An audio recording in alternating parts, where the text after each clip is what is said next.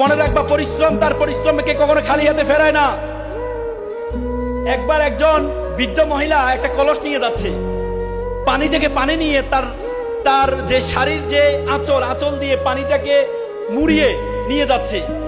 একটা ছেলে ভাবছে, ইস, আমি যদি এই কলসের মতো হতে পারতাম তাহলে আমাকে কোলে নিত, তারপরে আমাকে এভাবে আঁচল দিয়ে আমাকে ঘুরিয়ে রাখতো।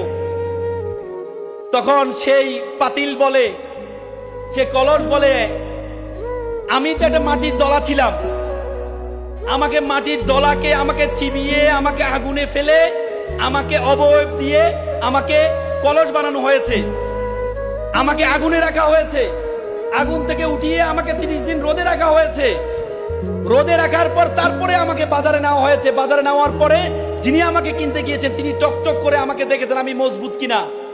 যখন মজবুত হয়েছে তখন এনে আমাকে আজকে সম্মানিত করা হচ্ছে।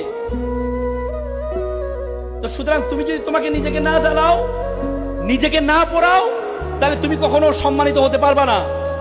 আমরা সবসময় বলি যে আত-তাকদিরুল লা ইয়ারুদু, তাকদীর কখনো পরিবর্তন হয় না। আমরা শুধু হাদিসটা পড়ি, কিন্তু আল্লাহ রাসূল বলেছেন মান জাদ্দা ওয়াজাদা, মানুষ যা চাইবে সে তা পাইবে। তুমি যতটুকু চাইবা ততটুকু পারবা।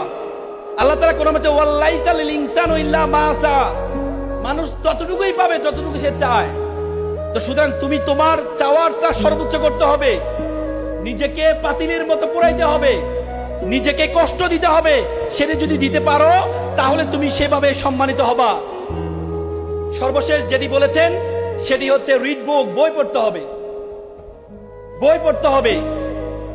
উপমহাদেশের সেরা কবি, আমরা এখন বর্তমানে বই পড়ি কিন্তু ফেসবুক পড়ি, বই পড়ি না, ঠিক কিনা?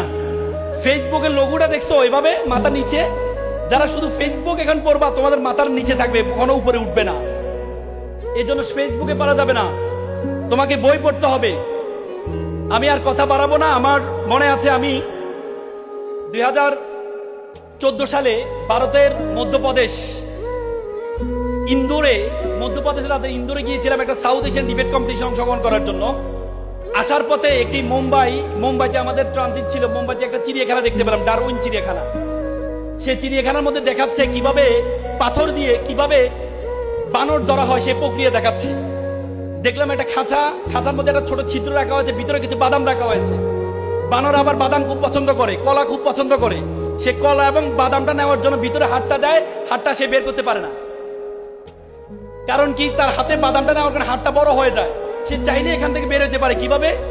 বাদামটা ছেড়ে দিলে, কিন্তু সে বাদামের লালসা ছাড়ে না। তোমাদের জীবনে অনেক বাদাম আছে। Adda is the one kind of badam, Facebook is the one kind of badam, gaming is the one kind of badam. বাদামের লালসা যদি তোমরা না ছাড়তে পারো তাহলে তোমরা বানরের মতো খাঁচার মধ্যে বন্দী হয়ে যাবা।